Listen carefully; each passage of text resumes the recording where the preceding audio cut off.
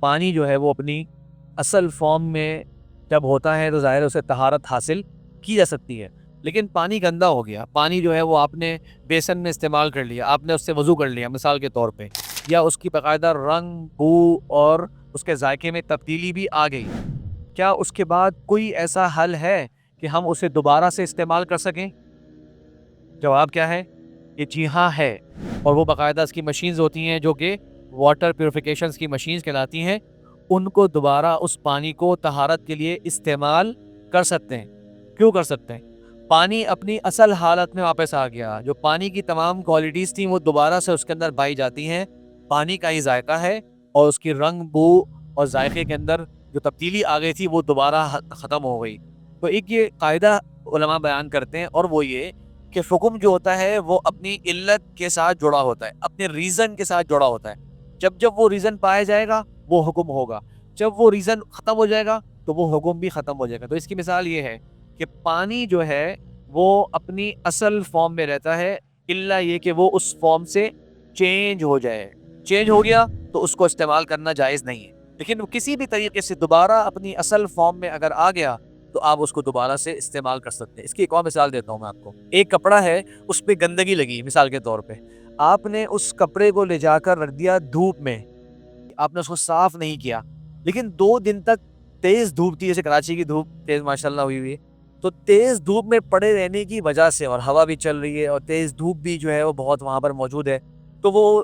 گندگی خود بخود اس کپڑے سے ختم ہو گئی، نہ اس کا اثر باقی رہا، نہ اس کی اسمیل باقی رہی۔ آپ آگے اس کپڑے کو دیکھیں گے آپ کو لگے گا کہ یہ بالکل نارمل کپڑا ہے، جس طرح عام کپڑے ہوتے ہیں۔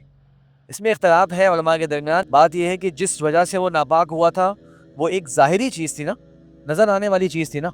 اب اس کے تمام اثرات کسی بھی طرح اس میں نہیں رہے، دھوپ ہے، نمی ہے، ہوا ہے، وہ بھی تو کوئی نہ کوئی اس کے اوپر افیکٹ کر رہے ہیں نا۔ وہ ایسی چیز تو نہیں ہے کہ آپ نے اس کو ایک شوکیس کے اندر بند کر دیا، ایک باکس کے اندر، کہ باہر کی کوئی بھی چیز وہاں نہیں آ رہی۔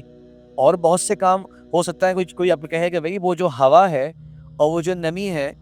اور وہ دھوپ ہے، یہ تینوں چیزیں بھی جو ہے وہ پانی کا ہی کردار ادا کرتی ہیں، ان تینوں چیزوں کے ذریعے ہمارے یہاں پانی بنتا بھی ہے، تو وہ کسی اور فارم میں پانی کے ذریعے طہارت اگر حاصل ہو گئی اور اس کا کوئی بھی اثر باقی نہیں رہا تو جواب یہی ہے کہ وہ پاک ہو جائے گا۔ بے شک آپ نے کچھ نہیں کیا، آپ نے خالی اس کو کے دھوپ میں رکھ دیا، لیکن یہ تب ہے جب آپ کو کنفرم ہو کہ باقی اس کے اندر کوئی اثر نہیں رہا، یہ نہیں کہ کبھی بھی آپ کو پاک کرنا ہو تو آپ یہ حل کریں۔ خلاصہ یہ ہے کہ ایسا پانی دوبارہ قابل استعمال ہے، اس کو ہم طہارت کے لیے اور تمام قسم کے استعمالات کے لیے استعمال کر سکتے ہیں۔ یہ بھی کبھی کبھی ہوتا ہے کہ آپ اگر بالٹی ہے اس کے اندر صابن چلا گیا اور صابن کا ہلکا سا جو رنگ ہے یا ہلکی سی جو تبدیلی ہے، اس کے جو بلبلے وغیرہ اگر ہیں، وہ پانی سے طہارت حاصل کرنے میں رکاوٹ نہیں ہے، ٹھیک ہے۔ لیکن اگر بہت زیادہ اس کے اندر تبدیلی واقع ہو گئی ہے، آپ بولیں گے سر ہم کیسے پہچانیں گے کہ بہت زیادہ ہے یا تھوڑی سی ہے؟ بھائی ایک بڑی پوری بالٹی ہے، اس کے اندر صابن گرا، آپ نے صابن کو فوراً سے نکال لیا، دیکھیں تو صابن کا اس کے اندر